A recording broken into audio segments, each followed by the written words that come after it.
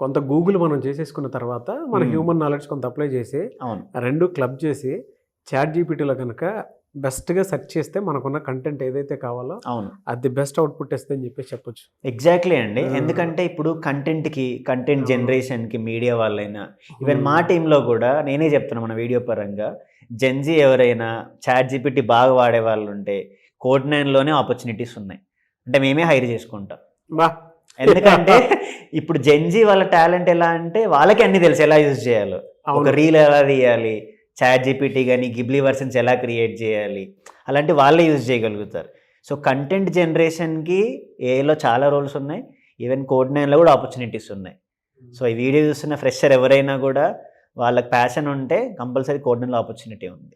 జనరల్గా ఇది నేర్చుకుంటే బయట ఏ కంపెనీస్లో ఎక్కువ అవకాశాలు ఎక్కువ ఉంటాయండి? అంటే ఇప్పుడు ప్రాంప్ట్ ఇంజనీరింగ్ అనేది ఒక జనరేటివ్ వేలో ఒక పార్ట్ అని చెప్పాను నేను. అంటే ఈవెన్ ప్రాంప్ట్ ఇంజనీర్స్ అనే ఒక జాబ్ రోల్ కూడా ఓపెన్ అయిపోయింది ఇండియన్ మార్కెట్లో. అంటే ఫ్రెషర్ లెవెల్లోనే ఈవెన్ 6 lakhs నుంచి స్టార్ట్ చేస్తున్న కంపెనీస్ ఉన్నాయి. కొంచెం హ్యూమన్ నాలెడ్జ్ ఉండి ఇలాంటి టూల్స్ వాడడం తెలిస్తే టాస్క్ తగ్గిపోతూ ఉంటుంది కదా, టైం సేవ్ అవుతుంది కదా. అందుకే అంత నీడ్ పెరిగిపోయింది మార్కెట్లో. సో అందుకోసమని ఇప్పుడు మన కోర్సులలో కూడా మేము పవర్ బిఐ, ఎక్సెల్ వాటికి చాట్ జీపీటీ లింక్ చేసేసామన్నమాట.